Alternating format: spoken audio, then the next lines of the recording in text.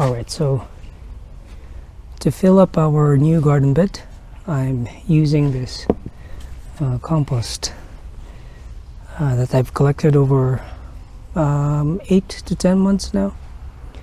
I started doing this last year, and one challenge with starting a compost in an urban setting is having a space for it without attracting rodents or wildlife, which is pretty difficult, especially when you're in the prairies.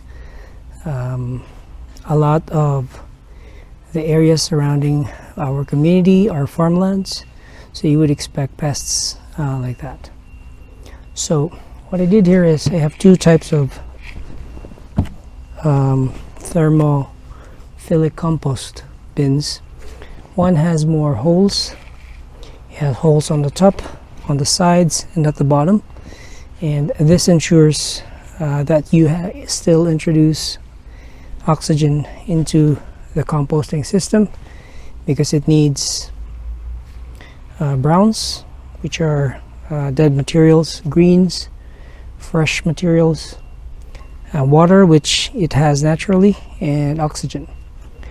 This one doesn't have any holes on top or the sides, just at the bottom. That way both systems would drain its compost liquid down. So I did some experiment comparing these two, and today is a reveal of how did it go well. And another challenge with composting in zone 3 is it's very cold, and thermophilic composts usually need a lot of heat to decompose. It's basically burning the material into its fundamental parts, and that's one challenge here, because the winters are very long. Even our summer this year is very cold. So but we'll do what we can and see how it works.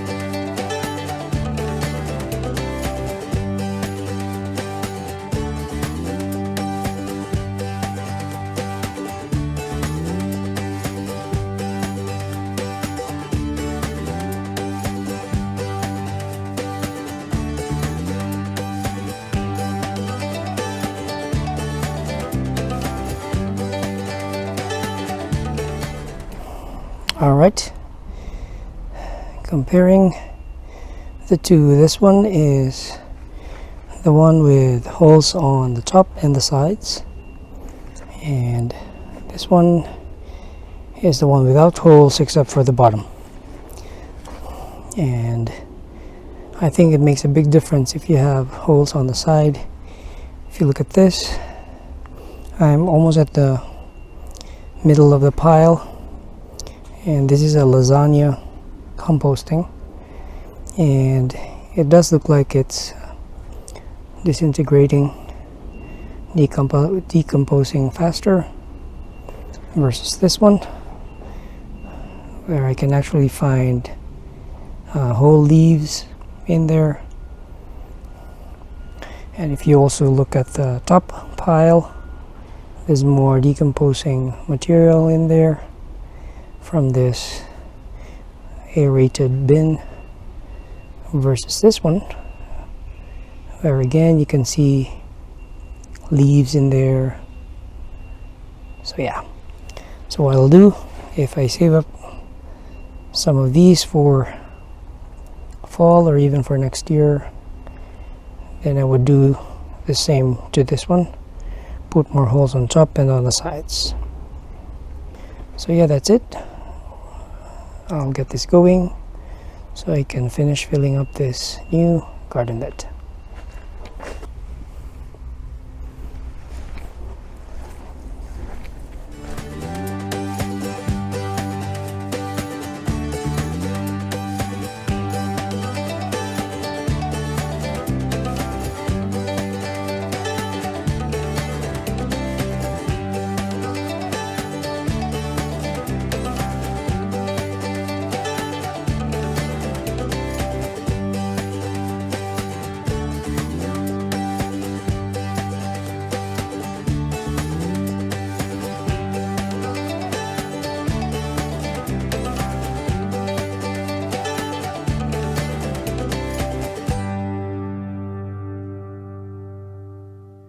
Okay, so as I mentioned before, it does help your compost decompose faster if you have more holes on your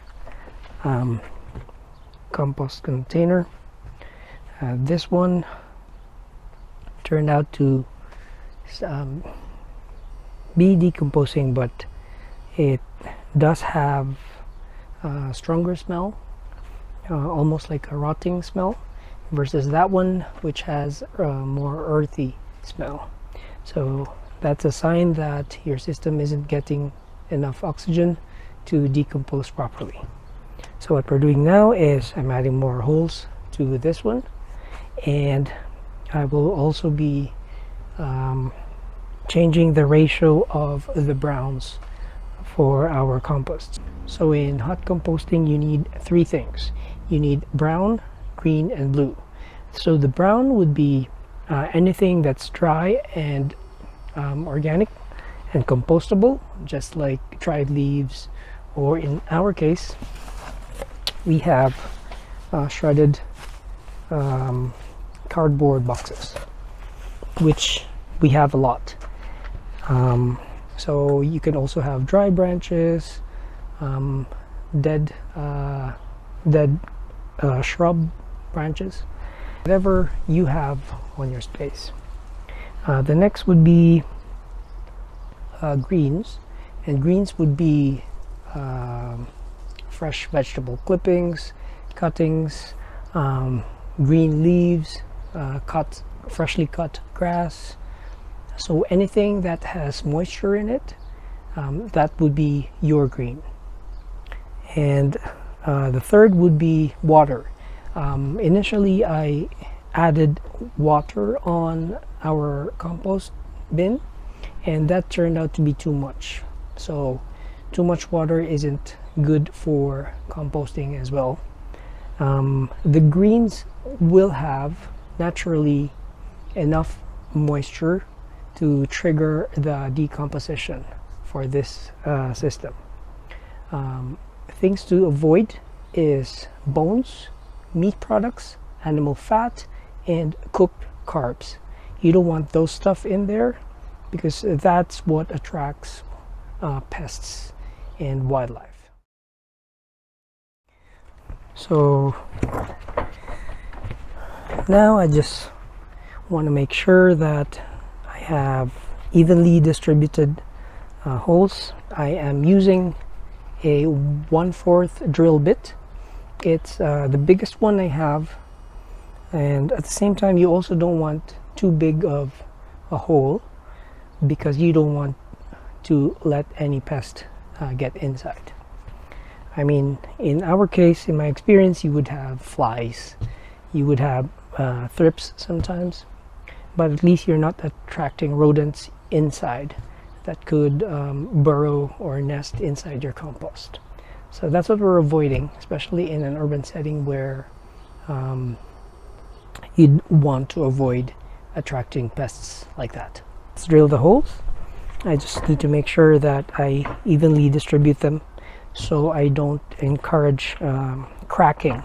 And one thing I like about this, it's a Rubbermaid called Roughneck, is the plastic is actually very soft, so there's lesser chance of it cracking even with the weight. So this one is full, yet you don't see anything cracking because of the weight. So yeah, let's do that.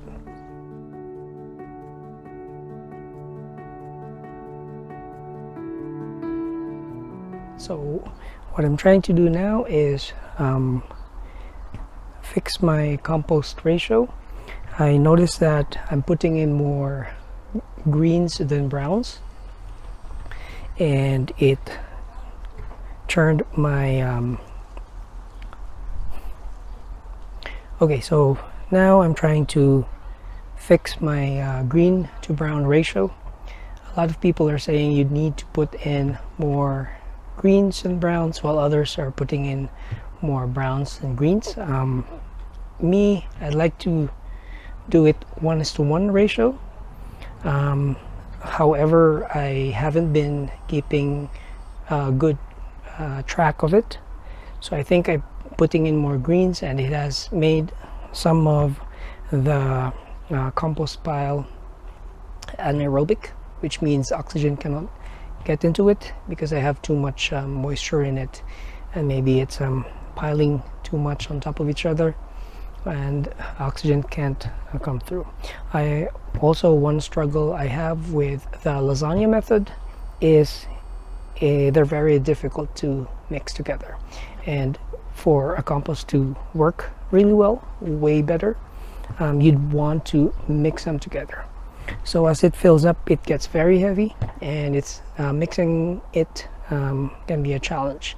So what I'm doing now is I'm taking some of those and putting it on this one, which is empty, because the other one we used, or half of each we used on our last garden bed. So I'm gonna modify it or improve the ratio, and hopefully would have a better decomposition.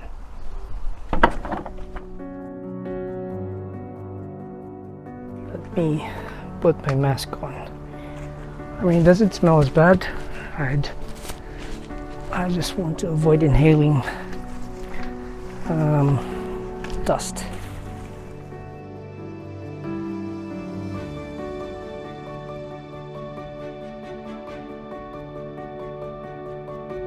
So it actually doesn't smell as bad. It smells very earthy, which means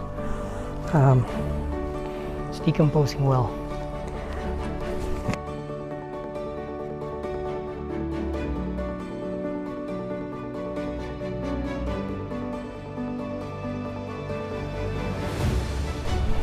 Okay, so I've reached almost half of each container. Since this original container is pretty hot to the touch, I'm leaving it as is. I think the ratio for that is pretty well on its way to decomposition, but at the same time I just have to keep an eye on how things are going for these two containers. But other than that, I'm happy, and I would just have to improve my increase my brown content a bit more. Okay, so to answer the question whether or not doing hot composting in an urban setting is worth it, I think it boils down to three things. First is time, whether or not you have the time to actually do this, to actually shred paper and make sure that your kitchen scraps doesn't contain meat products or fat or cooked carbs. So it does take time. Second is space. Do you have the space to put this? And does it bother you, or does it bother your neighbors? Or if you're in a condo unit, does it work? Is it allowed? But if you do it properly, it doesn't smell as bad. It does smell very earthy, but other than that, it's pretty okay. So do you have the space? The third is, do you have the composting materials? Do you cook enough in your kitchen? Do you have enough scraps? Do you have green leaves? Do you have enough green materials? Do you have cardboard boxes or paper or brown materials? And if you have those three things, then it's totally worth it.